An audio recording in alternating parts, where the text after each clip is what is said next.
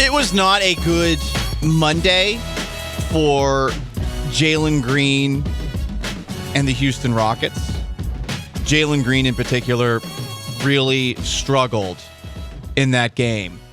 And it's another moment that has a lot of Houston sports fans wondering if he is ever going to deliver on the promise of being a second overall pick in the NBA. When you're picked second overall, you are expected to carry a franchise. And right now, if we're being honest, on today, December 20th of 2023, where does Jalen Green rank among top Houston Rockets?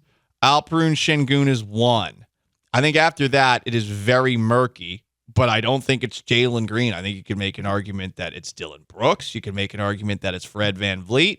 I suppose if you really wanted to, with the way that he's been coming off the bench of late, you could say Tari Eason. You could say Jabari Smith Jr. You're probably not saying Jalen Green second or third, though, if we're being honest. Maybe based off of potential, you are.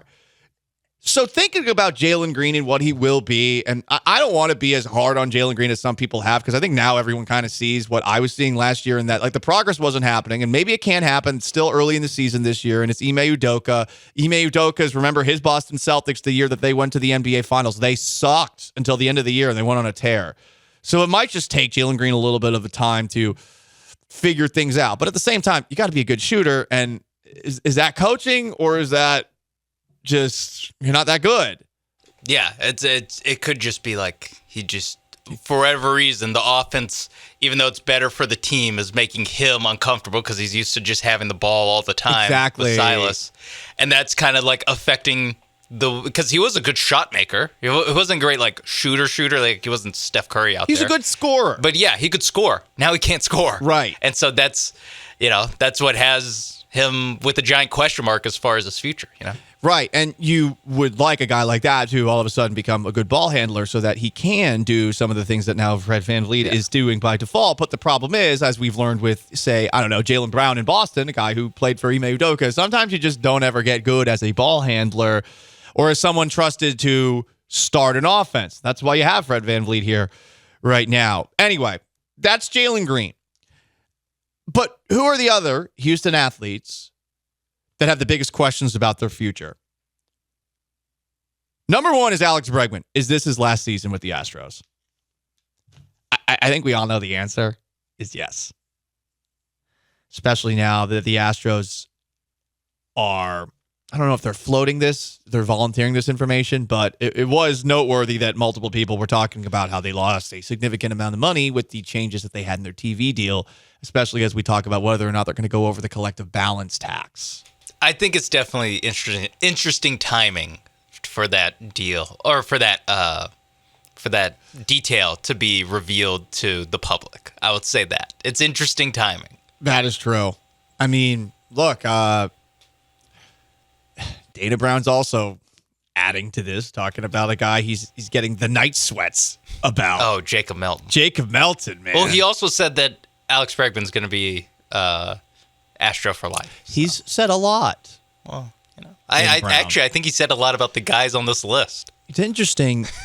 The older I get, the more I'm like, I'm not going to get anything from these people in front of a podium. I will get content from somebody who's constantly talking like Dana Brown does, who clearly doesn't care about what people say about him. But when you deliver a lot of promises, I'm almost thinking to myself, you know what? Maybe James Click was better because he didn't say things that weren't going to come true. Or Dana Brown also knows that whatever he says in a podium doesn't matter. So he's just like, let me just say the easiest thing. We'll say what makes people happy. Yeah. Well, I don't know. It's like the Family Guy thing, where just, how do you get people to clap? Just reference 9/11.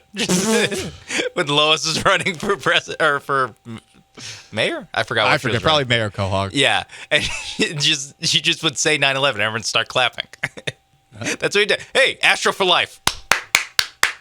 Astro for life. But I do wonder if this is Bregman's last year, how good his last year will be as well. It's a contract year, so there is a chance maybe. Some people believe that in the last year of your contract, you have the best year you possibly can. Jonathan Grenard with the Texans, 12 and a half sacks. Number two, is Kyle Tucker worthy of the big extension? And I think, unfortunately for Kyle Tucker, you have to weigh the postseason performance in there. And the postseason performances of late have not been great. Now, I know he did have a home run against Philly in the World Series, but last year's postseason was a disaster. So that's my second biggest question. The top three questions are all about the Astros. What the hell was last year from Framber Valdez and Christian Javier? And Framber did have good moments last year. Javier did not do a damn thing until the playoffs. He was awful until the playoffs. And then against the Twins, he looked good. In the first game against the Rangers, he was pretty good. But then the second game against the Rangers, it wasn't good. Wasn't good.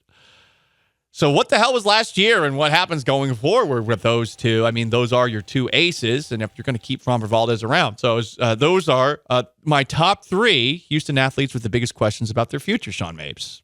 Yeah, and it's interesting they're all Astros, even though the Astros are like still, even with the Texans' success this year, I'd say still like easily the best team in this city. But I mean, these questions kind of lead you to think that it's like 2024 not the last like good Astros year, but it's the last year of like, I think losing Alex Bregman, like that's like just as much as losing Carlos Correa and George Springer, losing part of the core, you know?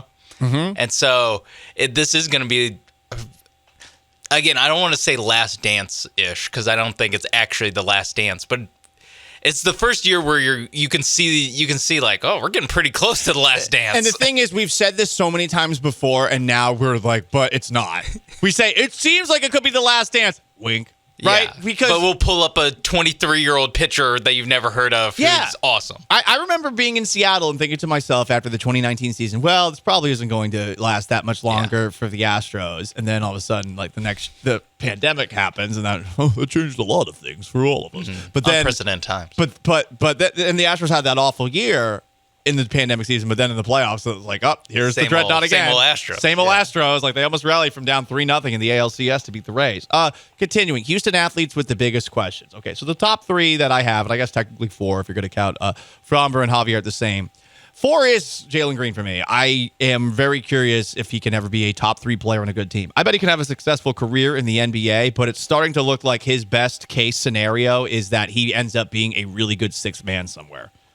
Yeah, I mean, it's tough this stretch to see him being like this star that breaks out and raises the ceiling for this Rockets team. Like Van Vliet and Brooks and Jeff Green to a lesser extent, even Aaron Holiday, they raised the floor of this team and you're giving minutes to real NBA players. There's no Deshaun Nix. Yeah, that you're not giving to Deshaun Nix and not real NBA players.